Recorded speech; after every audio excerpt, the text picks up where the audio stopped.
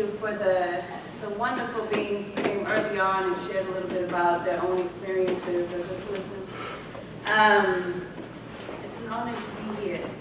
And thank you to everyone who kind of reached out to me and collectively was able to bring me into this space. Denton has been really good to me, and I've grown a lot here in an unexpected place in Little Denton, Texas. It's been an interesting space to build community and do work, necessary work. So I want to begin this evening with a reading from a soon-to-be published essay in an anthology called Latino Poetics, edited by Ruben Quesada and being published by the University of New Mexico Press in the next year. So I take this piece out because I felt like it was an appropriate piece to introduce myself to you. So I'll just start there. And I'll start with also saying that this piece was written right before I got the news that Berta Cáceres was murdered, was assassinated in Honduras, a mujer lenta that was dubbed a threat to corporate interests in Central America and was assassinated not too long ago. And I was in Honduras this summer, and I was set to meet with her to kind of engage with the collective Copin before she was murdered. And so it was really devastating for me to hear that news. And so I do this in honor of her. Berta vive, presente. June 8, 2015, Cuernavaca, Mexico, age 24. I'm sitting in the back of a taxi cab in Cuernavaca, Mexico, attempting to lose myself in the sprawling, overgrown landscapes of Latin America. In the midst of global chaos, I am attempting to belong to this displaced brown body and this colonized earth one more time. As I listen to the taxi driver's small talk, I am told that the son of Mexican poet Javier Cecilia was murdered. Narco gobierno. The latest lesson on this US-funded war, the power of poetry was a threat to the state, and there was a dead body in the ground to prove it. I look out the window and read No al voto, organízate, and Gobierno asesino spray painted across a bright pink wall. The taxi driver, a middle-aged mestizo man with jet black hair and ancient eyes, sighs and says, no ha sido fácil. He tells me about his family, his daughter that is named the same as I, mi tocayo. He talks about his white American boss who has been really good to him. He is grateful and does not complain about his life. I check out and stare into the sky. I fear he might ask me what it's like to live in the US. I fear I do not have enough words in any language to answer that question. I begin remembering the voice of Victor Jara singing in my father's row home as a child in a pre-displaced and gentrified Columbia Heights, Washington, D.C. His voice and his guitar stir a hollowing nostalgia in my stomach like a million broken hearts singing the forgotten names of the desaparecidos, torturados, y asesinados. He was dead too. Tortured and shot, his body was left in the streets to send a message to the people of Chile. I remember when my father told me this. I remember his tone all but begged me to do anything but be an artist. Yet he gifted me journals and told me stories of a distant war and a romanticized revolution of the people, our people, campesinos, gente indígena. He played me poetry sung over guitar strings, conjuring the seeds of a new world, nuevo mundo, una conciencia de la gente. I wonder how I could have been anything but a poet, Papa. How could I have been anyone else but a poet losing herself to the stories of her people and a constant search for home? November 5th, 1997, Lincoln, Nebraska, age 7. An unheard intonation leaves the mouth of a young white blonde woman and smashes my 7-year-old face against the walls of an elementary school in Lincoln, Nebraska. It grows loud enough to push me out of the room full of young, attentive, and staring eyes. Upon beginning, it never stops, only pauses to speak an unfamiliar name, Erica. It changes my construct, tells me to get up from my seat and walks me to another room of brown children who have also been reconstructed, renamed Fred, Joe, Mary. We sit and watch as our tongues are cut out of our tender bodies, our backs bend and our voices quiet as they shrink into themselves and finally hunch over into the confines of shame. We are becoming poor. We are becoming the same. Safely tucked away from the white children, I begin to trace black lines on paper. My parents sent me here to trade in our wealth, to be renamed, to gather those scrolling dashes, lines, open spaces. Loyally, I trace my O's and my 8s. They are my favorites. Whole, bending, curving like the small of my belly that I am already learning to hate. March 1st, 2003, Dallas, Texas, age 12. It is 8:56 a.m. It is 8:56 a.m. I stand in line to walk through a metal detector. I'm instructed by an older black woman to stand with my arms out and my legs apart. My back is searched and I am patted down. I stand surrounded by a gang unit of police cars and a group of white male officers who are armed and standing with German shepherds waiting to search the building once we are all inside. I grab my bag and walk through the front doors of a middle school in East Dallas, Texas. I'm late. We are all late. We are all suspects of harsher offenses. With the soft voice and timid gaze, I am acutely aware that I am playing a game. If I win, I might convince others that I am human, that I am worthy of a name and a memory. If I lose, I will continue to shrink, succumbing to the hunger pains of my empty stomach and spayed mouth that has yet to fully accommodate the taste of hot Cheetos, honey buns, and self-inflicting erasure. The hood is a familiar place, a culture of survival and violence, home of displaced and forgotten colors of people harvested for the benefits of empire. A cruel reflection, half mine and half the makings of war stories and hood poetics, chopped and screwed, dragging the hearts of whole generations across hot Texas pavements. I gracefully embody aggression, envelop myself in rhythmic verses and grounding testimony. I slowly begin another day, retraining my tongue, absorbing and creating fragmented language and ghetto dialect that recollects the codices of war and forced encounters of landshore meets cement blocks, meets self-hate, meets dreams of upward mobility. I'm coding my mestizaje, my contradictions, my wounds. I am becoming hip-hop. I am becoming poet. I am choosing survival, creating the space for my existence in this industrialized landscape of blackness in the shadows of whiteness, and in this dangerous and unknown third space I have heard them curiously call Latinidad. November 25th, 2005, Richardson, Texas, age 15. A rage wisps around my body under a spinning fan midsummer, suffocating the spaces between closed doors and silent hallways. I wake up again in an empty house, this time in a white suburb in North Texas. The aching in my throat pulls the tears from my eyes. I do not move. I transcribe the weight of every tear and every thought. Everything is unfamiliar. This house, this body, the sky, even my mother is unknown to me. I am rarely told when she will leave or come back. Everything about her is beginning to disgust me, from the way she speaks, to the way she walks, to the way she returns after being gone for days and weeks, anxious and distant. She avoids talking, locks herself in her room, negotiates pacifying business transactions in exchange for my compliant stay. Do not move, do not speak, do not exist. Here there is no music, no laughter, no spoken word, only blank pages. I exist carefully, undetected between ruled lines and neatly crafted margins. I am loyal to the poverty I have inherited, yet I do not understand. There were others, father, brother, grandmother, cousins, yet now there is no one. Silently, I have started to lose oral language. I am acutely aware, but uncertain, that I no longer fully understand Spanish. I'm also constantly reminded that I am unqualified to speak English, and if I'm unable to speak, I'm instructed that I better not eat. If I am not pretty, I will certainly be forgotten completely. Yet I'm already disappearing. I'm already beginning to learn that my efforts were the passive ideals of a sick woman beat down and told she would never be enough. My existence a failed attempt at assimilating and destroying parts of herself that were never broken to begin with. It paralyzes me to learn how little we have known of freedom, how ashamed we are to speak our truth. Silence has swallowed me whole and washed to shore the remains of a family so far from God and so close to the United States. I open a folded piece of ruled loose-leaf paper left on my dresser. It is a letter from my mother informing me that she has more important things to do with her time, that she wishes me luck with my life. The letter is signed at the bottom with her first and last name. September 12th, 2008, Rogers Park, Chicago, Illinois, age 17. Apparently, I am angry brown woman with angry brown homes, with ghetto hip-hop speak. I am constantly reminded that anything I write that is named competent is under suspicion for plagiarism. 3 professors have already accused me of this my first semester in college. One officer has already racially profiled and physically harassed me along with other black and brown students in front of our dorms. Countless men have already tried to save me from myself by handing me alcohol and telling me to chill. I have learned that there is no time for my ghetto girl poetry at a historically white, private liberal arts college. I am taught that hip-hop belongs hidden in earphones and behind doors. As a result, my comrades and I blast dead prez out our dorm windows during college tours.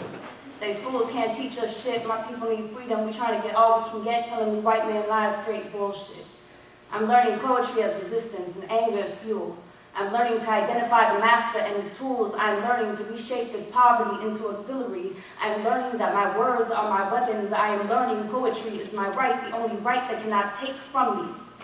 March 1st, 2011, Pilsen, Chicago, Illinois, age 20.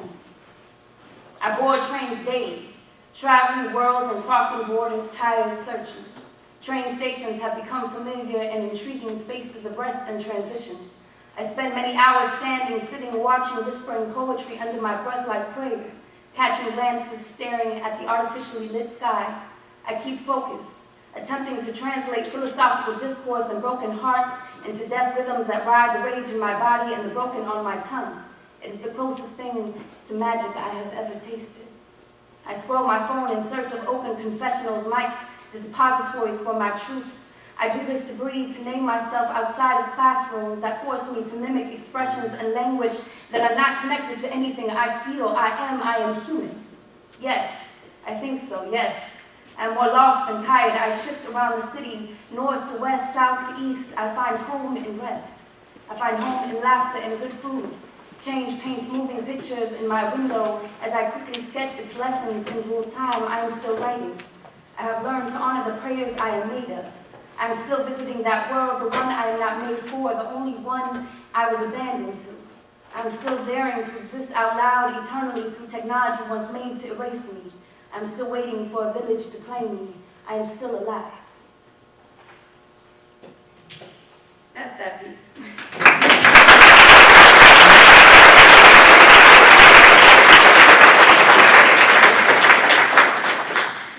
And here we are. En la clásica mate mi pueblo.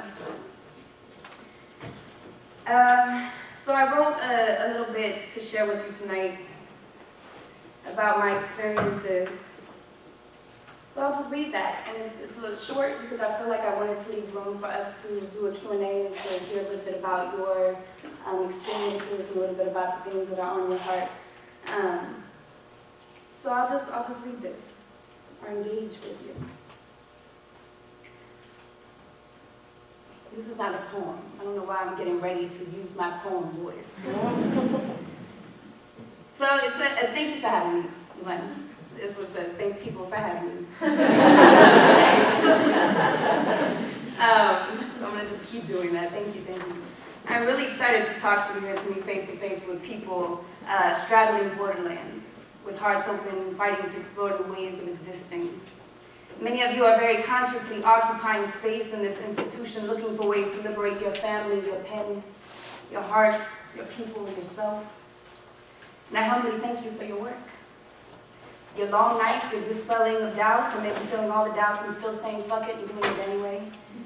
Congratulations on waking up today. This is not easy work. Becoming, exploring your lives, learning what to trust, defining you as you and you as a part of the world you inhabit, or the worlds you inhabit. There's certainly a fear of doing it all wrong. If there's an excitement and pleasure that comes with thinking you are doing it right, and then of course there are the rest of us who have no idea what the hell we're doing, but lived with faith and intention.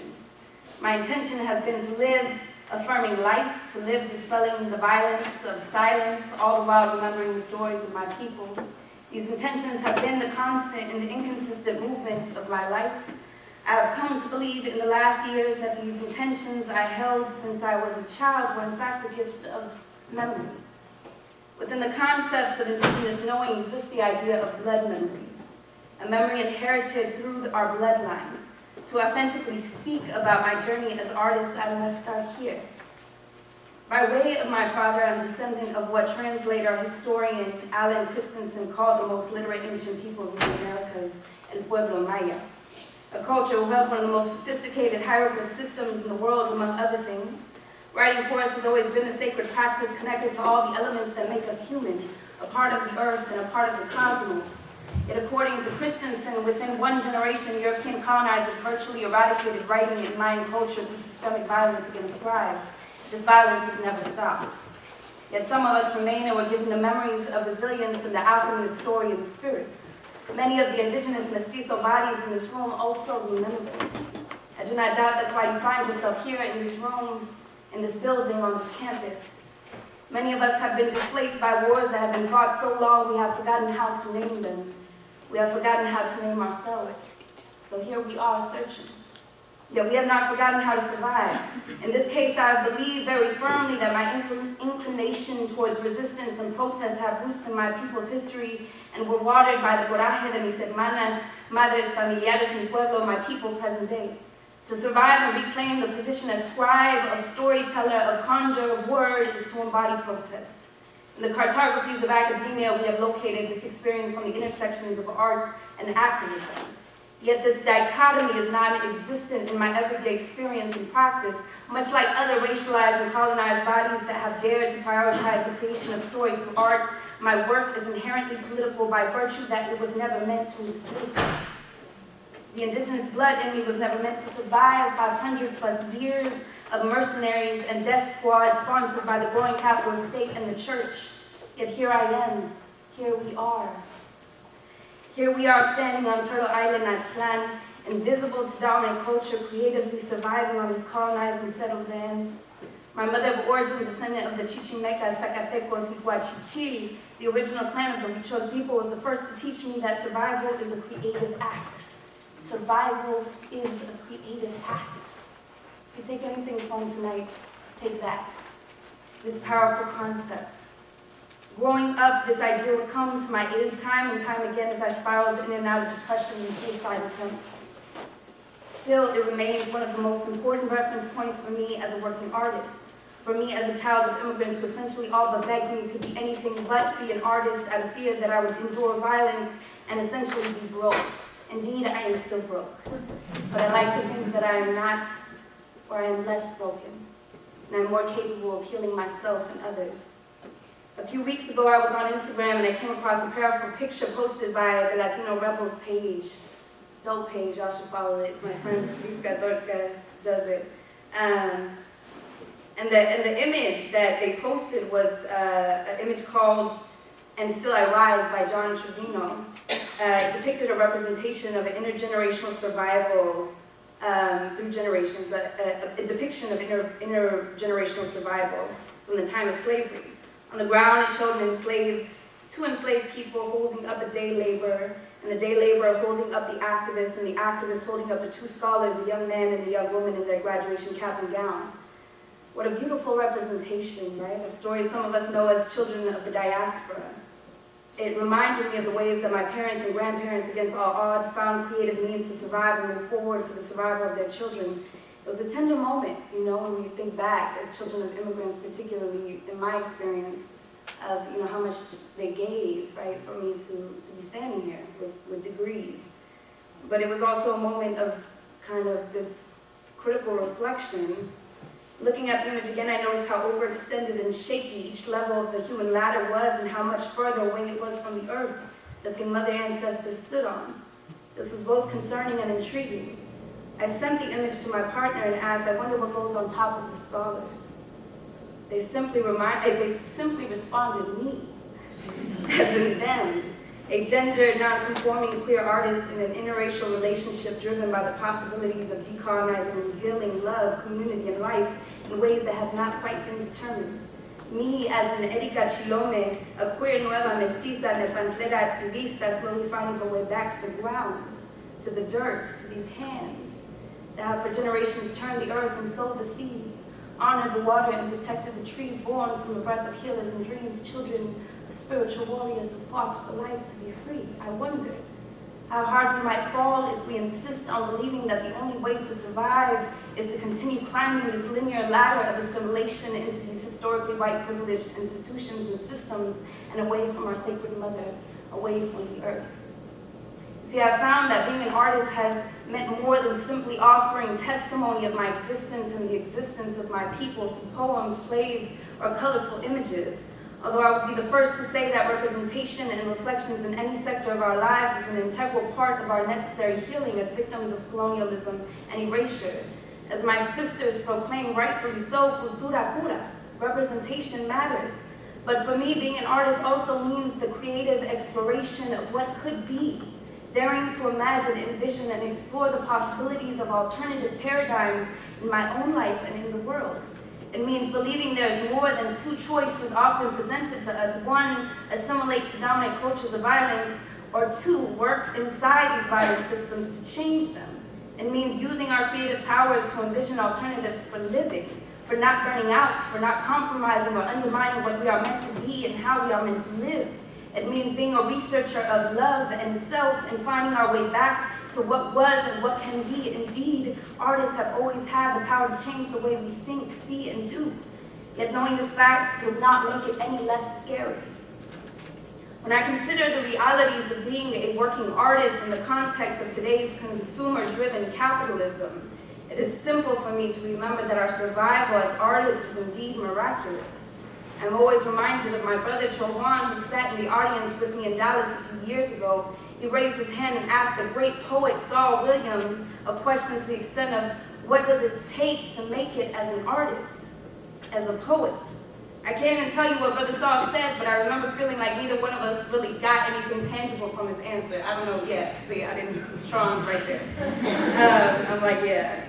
We were both asking, essentially, how do we honor the wholeness of our creative desires and still eat? A few years later, we seem to have made some meaningful discoveries. I'm not going to speak for you, Strong, but I'll speak for me. For me, I would say I've learned three. One, the creativity and courage necessary to forge your own path is certainly not taught, and I don't think it can be.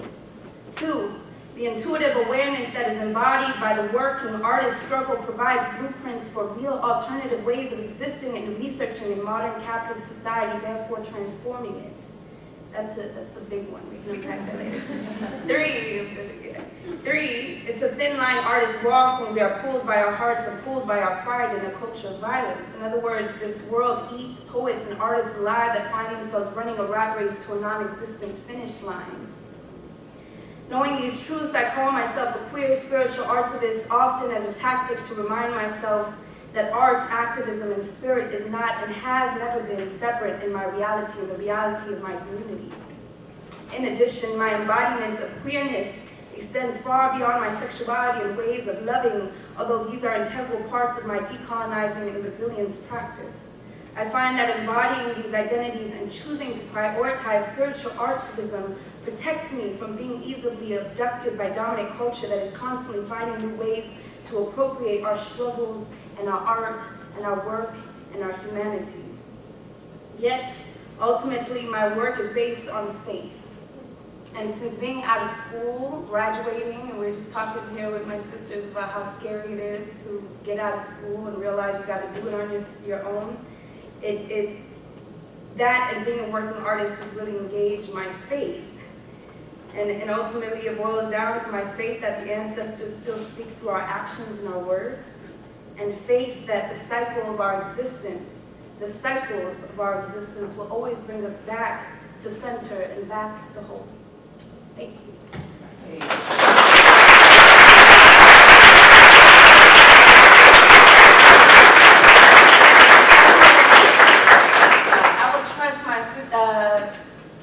If you would keep us on track on time. Okay, when do you want to wrap it up? Yeah.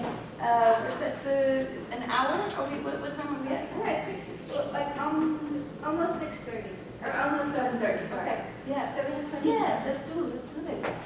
What a question. Things on your mind. Things on your spirit. No pressure.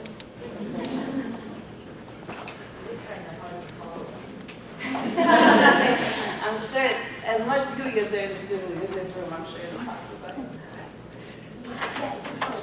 Please tell me your name. I'm Raven. Raven, nice to meet you. How do you kind of cope with a lot of the pressures to remain authentic in your voice when you have kind of so many different other voices in your head, kind of like coming from like, whether it's internal or external, with everyone you should be, how do you kind of cope with that? I think that it's really important for me as to put myself in places where I'm humbled.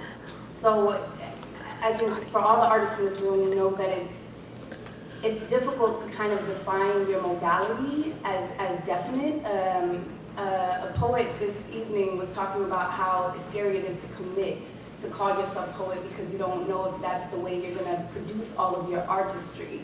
And so for me, I recently started doing theater with my amazing sister who's behind you, Vanessa McGalla-Taylor, who's an amazing director and educator at El Central College and in Dallas.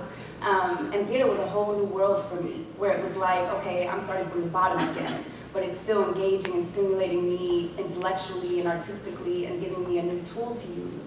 And so I wasn't shit in theater. I'm not, no one knows who I am, but I felt like the learning curve was so big that it was kind of like, okay, I'm still working and I don't have this big head. And so, and it's also, my partner who brings me all the way back down when I need to be, all the way back down. So thank you for that. And just kind of my community who's who is not, when I'm around my friends, I do not feel like I'm the smartest one in the room. And that's how I like to keep it, because it's you need to be recognizing that you're learning something from everybody at every instant, even if they're the most extreme opposite of you. And this humility that comes with recognizing that interactions that we have are just as important as this moment right now as me speaking in the mic. When I'm talking to somebody at the bus stop, it's just as important. And part of my spiritual practice is also praying for that. It's also praying for my own guidance to kind of be in the space where I can remain human and not say yes to everything. When I was younger, my first attempt to be artist was doing hip hop, and I learned really quickly that being a girl in hip hop meant certain things. And I have many stories of almost getting raped in studios, of all types of things, but one of the things that I remember in the beginning was, I was offered $20 to moan on a reggaeton track, and that was my first kind of invitation to do something in artistry. And so for me, it's kind of like, okay, I'm not gonna do that. And I'm gonna be very particular about working with people who don't see me as a producer, as a culture producer, as the holistic person I am that is not going to come in with some moans and say that's okay.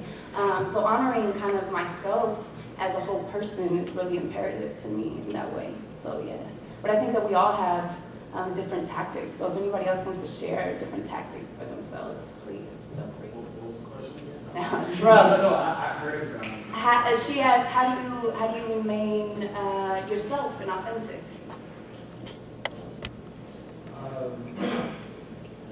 I actually look around a lot of people on me, prime example with the Badu spill on Twitter. Yeah. I actually learned a lot from people who are probably complete opposite of me. Even when I'm treating somebody a certain way, I literally look at the way that people come at people for certain things. So with me, and also I think when if it's writing or whatever it is, I always keep in mind there is a reason why these people fell in love with you. Even having tonight, there's a reason that you actually put, so they actually like what you actually present. So you don't really have to sacrifice that. And those are just things I can do. This is Trollon, everybody. He's a artist that is based in Austin now. In Austin, you've been in Austin. Yes, amazing. Look him up, Trollon Henderson. Okay, true. All right, anybody else? Thank you, sis, for that question. What do you see your life in 5 or 10 years? The question was, where do I see myself in 5 to 10 years? Hopefully I'm married to this person right here. This is my partner, adore Mo Johnson, who was a big part of me being able to do what I'm doing. And challenging myself in ways artistically. I hope that I've developed more secure tactics to remain human and authentic. And I have a few more books under my belt for certain. This conversation with the academia is very interesting, and I'm sure that could be a whole led conversation of what the hell we're doing here, what the hell any of us are doing here, what it means to kind of play into this game of I need a degree to do this. And so I've thought a lot about pursuing PhD work because I'm an intellect and I'm an intellectual and I like that space, but I also feel like it's suffocating and it can be so violent. So I really have to take the time. I think that I gave myself the next 5 years to really consider whether or not I wanted to dip back into my toes back into this space in that way. So, I think that we can certainly do academic-ish work, intellectual work, and research outside of this space, and we need to. We have to, especially the creative ones amongst us. But the realities of how we negotiate and how we navigate culture and eat, is like, as a woman of color, as a queer woman of color, holding a PhD has power in the spaces that we walk into. Unfortunately, that's the reality. And so many of y'all who know that and that are here in the trenches doing that work against your right minds, thank you for that. And thank you for being women, particularly, who are doing this work, because we need you. But I also think that there's space and work for everybody. So if you feel like this is not, getting your PhD is not the thing to do for you, don't feel obligated. Because I spent a lot of time the last 5 years feeling like I had to do this PhD work, that I would be disrespecting my parents if I did not go all the way through. I would be losing this resource of a woman who actually made it to her 20s without a few kids and had some degrees, that I was obligated to do that. And I feel now that it's definitely not my obligation to do anything that is putting myself in the space of violence and in the space of hurt and in the space of whatever the other circumstances might be. So PhD work certainly, but thinking about that. So that's all I have for now. My mind, yes, is here. So there's the alternative of getting an MFA in writing. Absolutely, yeah. And I'm just wondering what authors are you inspired by? Yeah, Are you reading now? that's a great question. Right now I'm reading like 5 books at a time, because that's what we do. But one of my all-time favorites and the woman who inspired me to write my book was Nayyirah Waheed, who is a contemporary now. She has a big online presence, and she literally published her own book and has been on the top of Amazon's list for the last year. And her book Salt completely tore me open and completely challenged me to really get out there and put things on print. She has these poems that are like 2 lines that completely make you break down and question your whole life. And so that potency of writing is so inspiring to me. So Nayyirah Waheed is a constant favorite of mine. But I'm also reading Bell Hooks, multiple books by Bell Hooks. I'm reading Daniel Wildcat, who is the director of Indigenous Studies at Haskell University, and he does a lot of work around environmental issues and indigenous rights.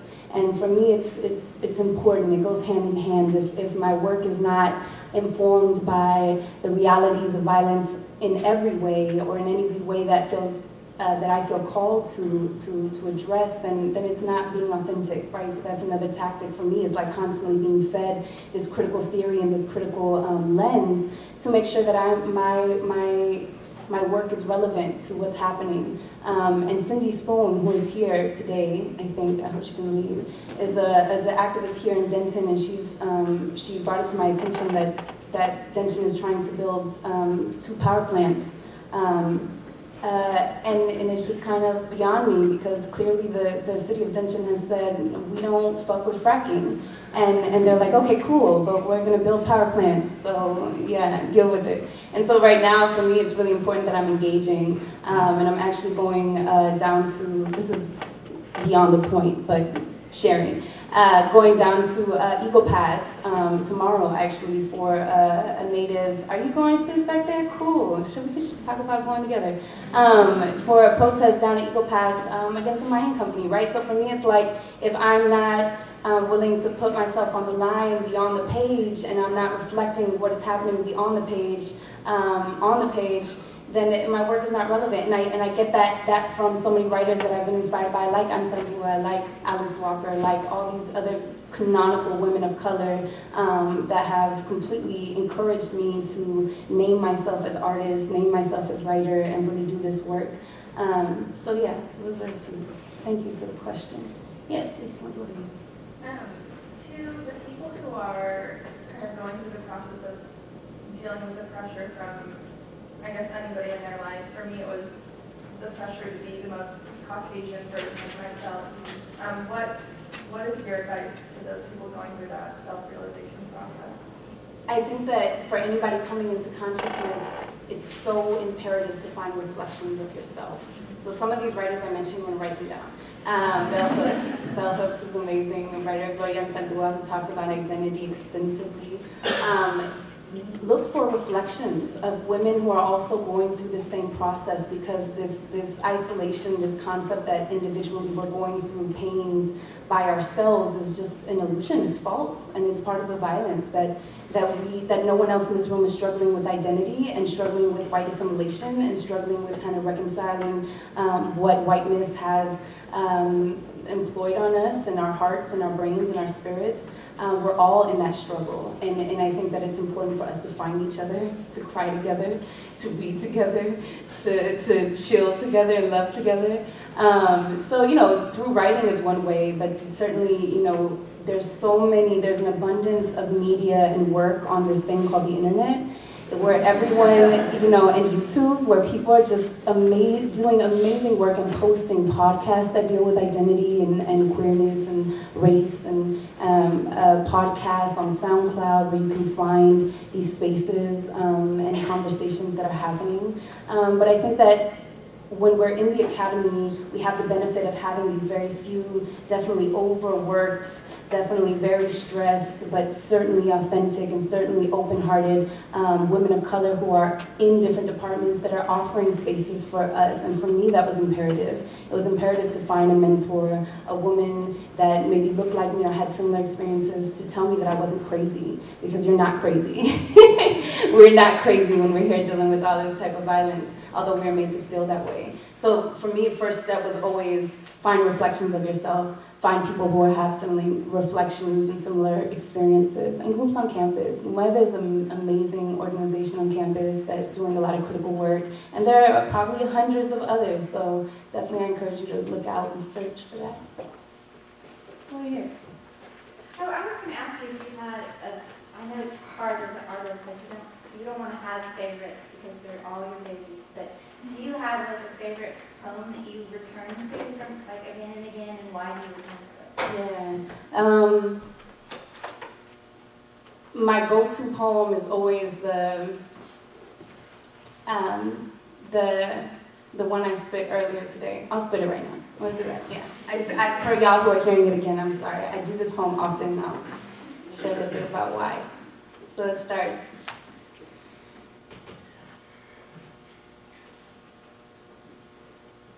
See, it's like this as I sit and ponder Nasha as he tells the story. I live in melodic stories, the only way I can spit it, so I sing. I sing because I'm happy. I sing because I'm free. See, if only that shit were true. I sing because I can't cry without you, Mom. It was the only thing I knew before I could hit a note. It was the only thing that was true before you left that note and dipped and gave me every reason to hate you. And for the last couple of years, I've been trying to find you. I'm even getting a college degree to understand the things you might have gone through. But after all that shit, you just become another poem. Just another antidote to my creative decorum, so I'm like, bump it. Emotional treasons, irrational reasons, and new beginnings for new reasons to write. So I'm like, y'all want to snap with me? Oh, I'm like, see, I'm trying to find a spot in the continuum of time, trying to discover my essence with some lyrical rhymes that tell me things are emotions that the words can express. So I'm figuring, my very sad set, trying to flee from this thought that my mind's been raped, feeling like pouring my soul in these rhymes I make. So I stop, I try to take a moment in time, try to let the rain cool my mind. The rain never comes. Only questions like, yo, Erica, where you from? So I tell her, I'm from immigrant dreams. Born amidst war and faded stories of rape and guerrilla warfare from instinctual survival. From creativity caught in 22 or 15 children with no shoes to witness mom getting beaten in the other room, only to be told over and over again, this is where you come from. This is who you'll be. Villagers killed and teachers hung by U.S. trained military. See, we were trained to hold our tongues to become slaves. We dream of a new visionary. Believing freedom is still to come. We believe freedom is still to come, so we sleep and bathe in the stench of this American dream, knowing that in reality I come from the need to survive so that we may live, so that I may give and belong. If not to a family, then to a struggle, and a song, if not to mi madre, then to mi pueblo, and these poems, see, I was raised on the memories of my people so that I may know them, and I may remember that I come from border crossing, from crushing silence and the desperation of belonging, from broken hearts and minds, but fighting spirits, always fighting, en la lucha, no hay de otra, si se puede seguir in this never-ending desire to be from something more than lost childhood dreams. To be someone more than child who know tenderness in their seams, who cannot name their tears, who are without the privilege of living without fear. You see, I come from the need to survive so that I may live, so that we may live, so that we may live. Pero me dicen, oye niña, ¿quién tiene tiempo para justicia si tengo que limpiar esta casa y dar de comer a mi familia antes de ir a mi segundo trabajo? And they tell me, yo, Erica, who the fuck has time for justice anyways? But all we have is just us and a payday. And I say true. But to answer your question, I have not found my home in a city or a place. Rather, I found my seed sown and grown in the potential of this here space. Of this space. So in the midst of it all you really need to know is that I was raised on hope. That the living could come alive. That we could do more than just survive. So I could stand here and look into your eyes and remind you. Tú eres mi otro yo. You are my other me. So you better find your place in this struggle because it's about that time for our peoples to live free.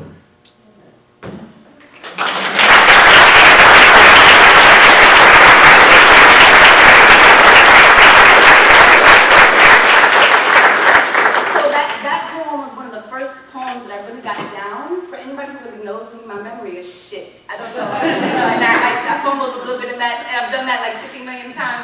It's crazy. But that was the first one that I really committed to.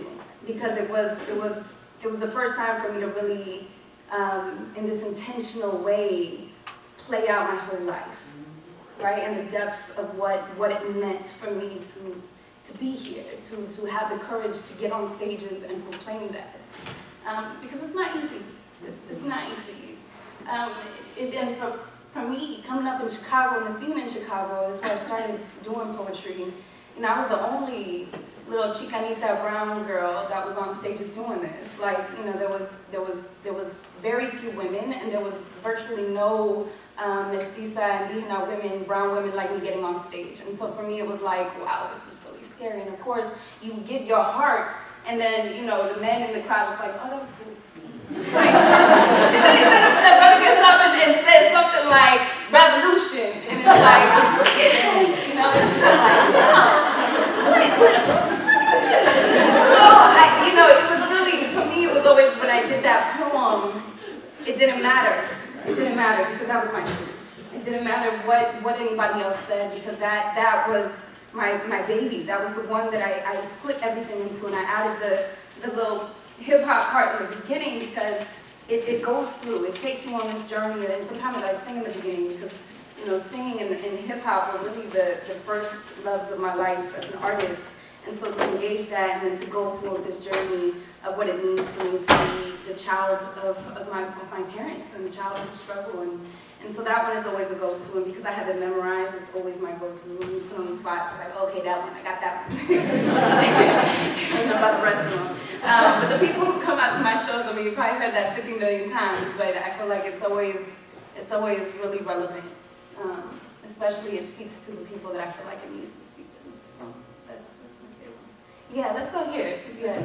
Earlier you mentioned making sure that you translate your work on the page into real life, or otherwise it's not relevant. How do you make sure you do that? How do I make sure I do that? Yeah, how do you find ways to do that, to be active? Yeah, I put myself in really uncomfortable situations. So like going down to Equal Pass is going to be a really interesting experience because I'm new to kind of this really necessary environmental kind of awareness and activism. For me, I've done a lot of anti-racism work and race justice work, and then I did my degree in women's studies, and it was kind of like, well, shit, all intersectionality sucks, right? Like, you got all these things now that I gotta be I'm hyper aware of every day of my life. And so, for me, kind of, as I got educated, right, and got these degrees, my mother says every time you get a degree, it's another degree of separation from your community. So for me to go back to the hood and be uncomfortable, around people who don't have the same vocabulary that we've read about and theorized and written about, to really be there with my family, who's highly still very patriarchal and very anti-Black and very all these other things, to sit there in the uncomfortability of that and to know that like the theory and the romanticizing that words have the tendency to do doesn't always translate on how the hell you talk to your father about who being queer, right? It doesn't, there's no poem to how to do that in your particular situation. I searched and I tried to write a few of my own, but it just didn't work out that way, and it's always a struggle. So the uncomfortability of recognizing that, that in the totality of our lives, words are not everything, yet they're a very important tool, and they're very important for those of us who are finding ourselves in these spaces as a part of the diaspora.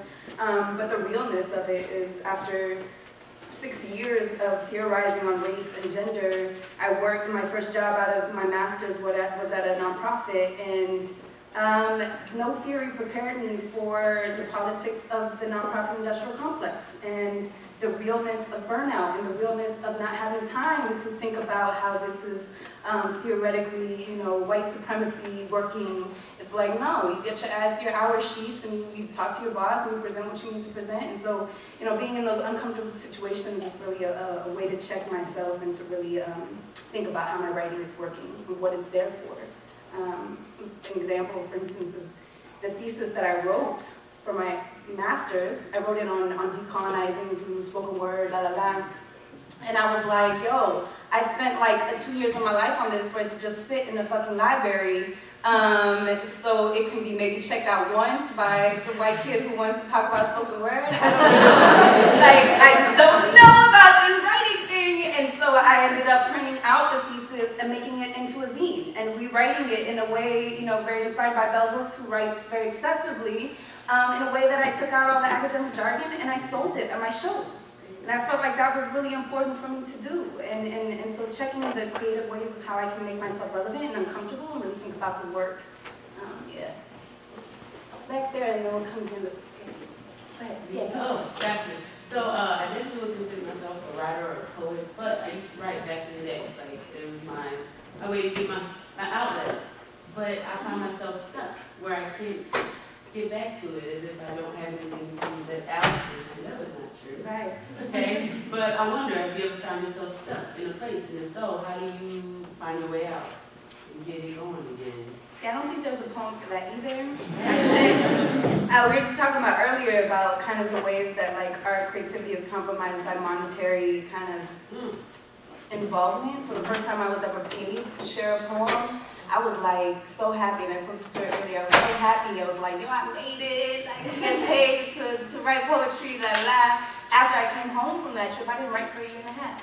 And it was this experience of feeling like I was being pressured to produce and these high expectations of what should be coming out of me and who it should be for and what it should sound like and that it should sound better than everything else I've written. And so it's, I just had to sit with that and sit with that year and a half and say, I got this poem. I got one poem that I know for sure. And that's what I'll share. But, I let it sit, I let it brew, and then I read Nair Wahid's Salt, and this whole book came out of me.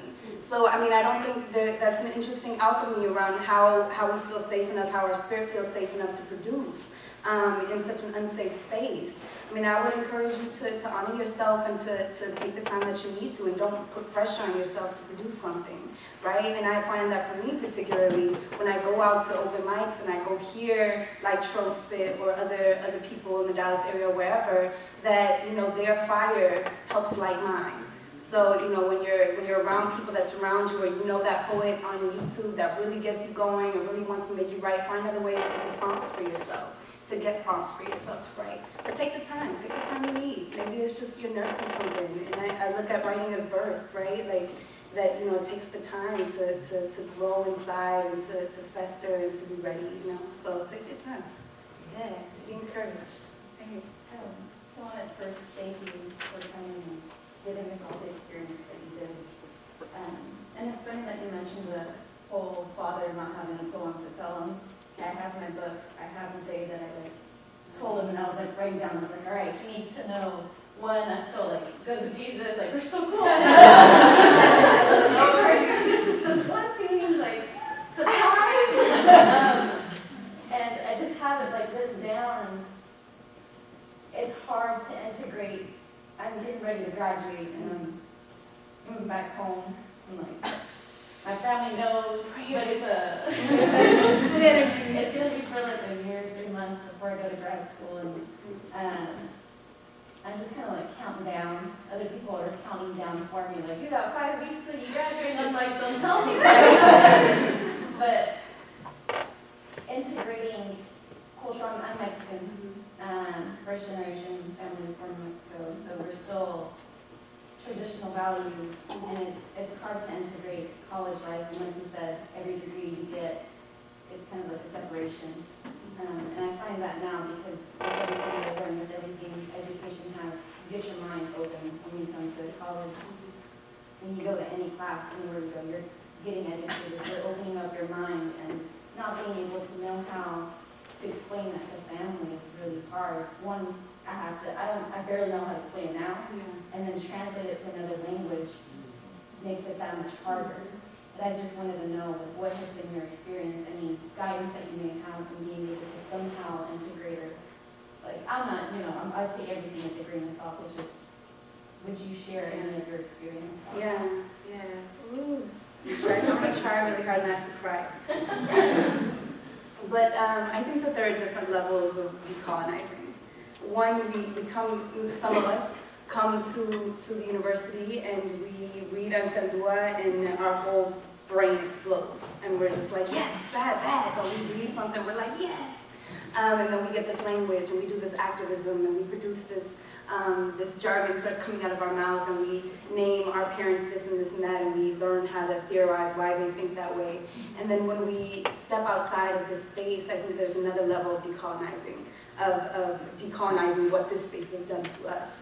And knowing that that's not, if we want to stand and walk with our people, with our family, with ourselves, we have to do that work. We have to realize that this is not the ultimate truth, that no book gives us the ultimate truth about our own experience, that we have to be creative and find ways to speak with love and through love. Because at the end of the day, you know, my family, old school Salvadorian, like campesinos, like just real old school. But when I was able to sit down with my father, it was love. It was love. There's no more language than that. It was love that allowed them to really realize, okay, I don't understand and I don't agree, but I love you. And at the foremost, I know for our people, that's it. What is an hija? Yeah.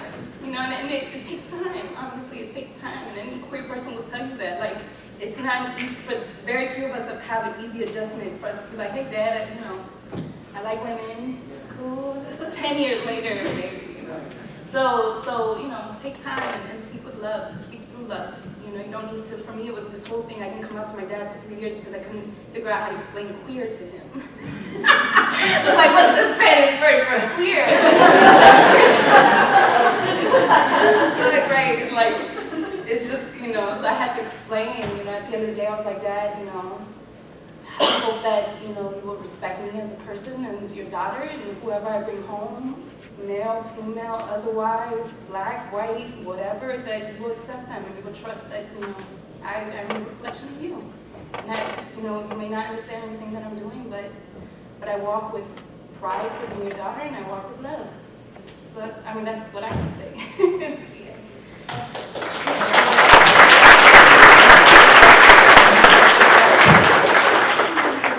One more. Stro, you want to take this last question? It was actually like back up something that you said. What's your name? Randy. Randy. Yeah. When you're talking about writing, this is literally something that just works for me. One, I've learned about gestation periods. I was like, this is okay, cool. But a lot of times, I do put myself in some uncomfortable places, and I've actually learned in regards to writing from different perspectives. And so that means, like, prime example, one of the poems that I recently had wrote, I'm in a workshop with younger, and I say, yo, what's a common misconception or a stereotype about yourself? And she says that since I am black, I am loud, I am violent, I am all these things.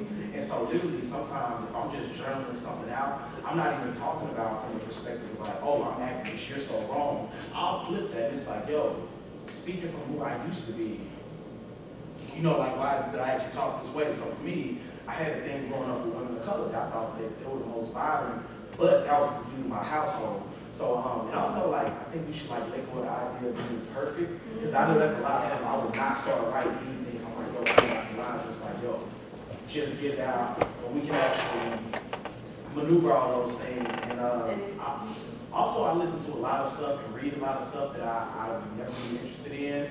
Like, for the longest I was struggling with feminism, and I literally said, yo, let me pick this Bell Hooks book up. I literally just read a lot of stuff that I'm like, yo, I'm immediately pushing this away.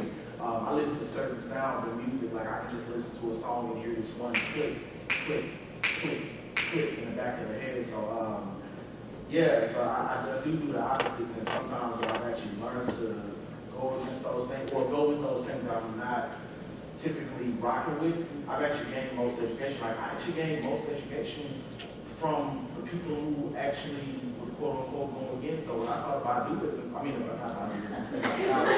when I saw the Badu Twitter thread, and even I was talking to one guy about rape, and I remember that they were going hard against him, and I knew what he said was not right. But however, my thing is like, yo, I gotta be patient with this dude, because I think we did these things where we read a few Bell Hooks books, we get our conscience up, and we start acting like we ain't been a part of the same thing that we fight against. Exactly. And it's like, yo, your conditioning to the time, your change is gonna take time as well. So that's some stuff that I've just taken to when I'm actually writing. So Thank you. For sure. Let's try, a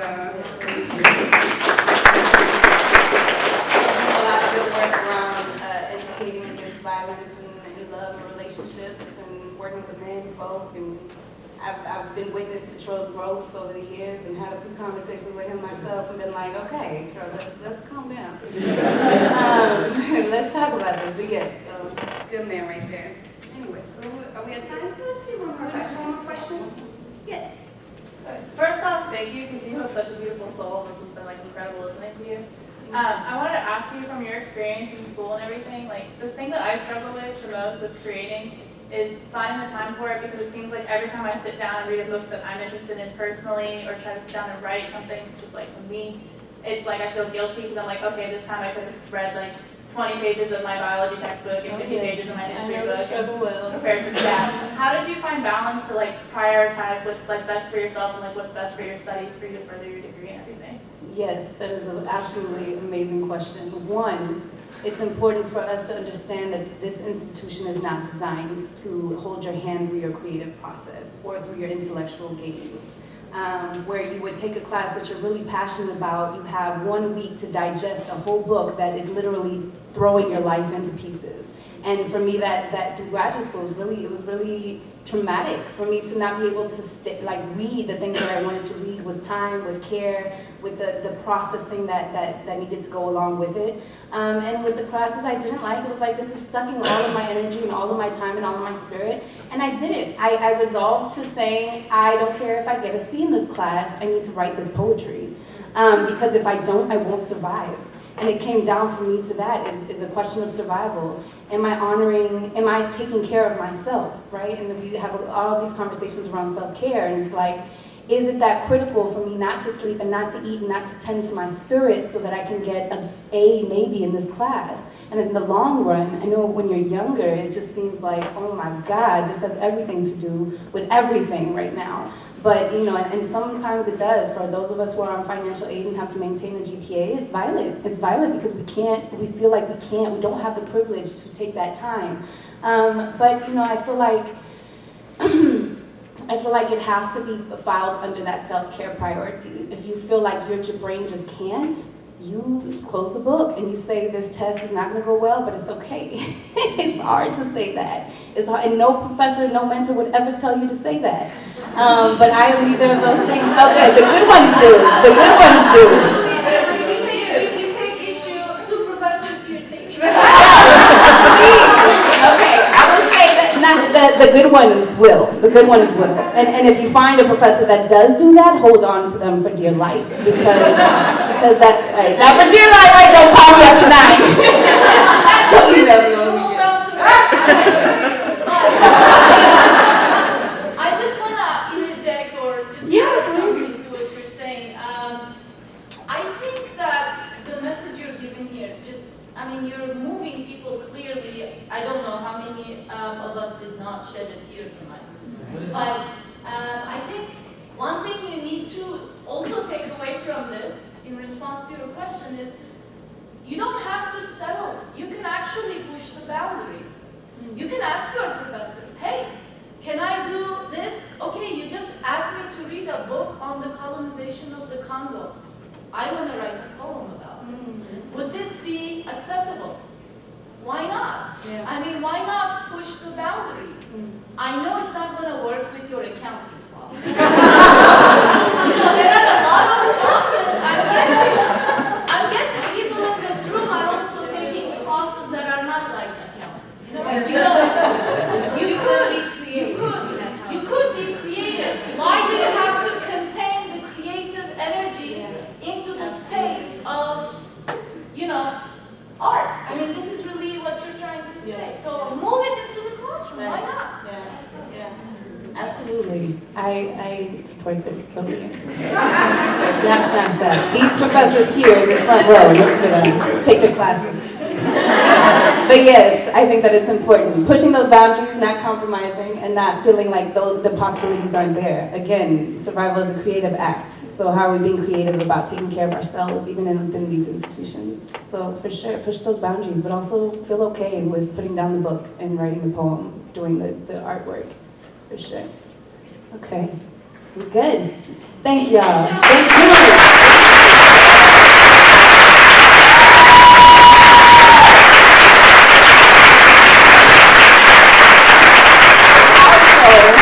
I gotta do this, y'all. I have a book for sale. So I have a book for sale, and this is important. This is an important point. I'm gonna take a moment to explain this. We talk about these great women that inspire us, particularly as women of color artists. We talk about Audre Lorde, we talk about Gloria Anzaldúa, all of which were struggling working artists that ended up passing away and transitioning because they got sick, right? So when we're talking about using all this theory and people using this work as to further their careers and their degrees and their theses, we have to remember the struggle of where they came from. They came from women that dared to push the boundaries and suffered for it. So when you're talking to working artists, when you're encountering artists' work, support them, because it is a livelihood and it is a support to creating the work that inspires us and keeps us human. That is not just for me. Obviously, I do have things for sale, but it's for any of you who encounter friends that are selling artwork, prints, whatever the case may be, zines. Support them. So you don't have to support me tonight, but I encourage you to think about it. So I have some prints in the back, and I also have a few books. So you can make your way out there, and please come talk to me after if you feel so inclined. Thank y'all.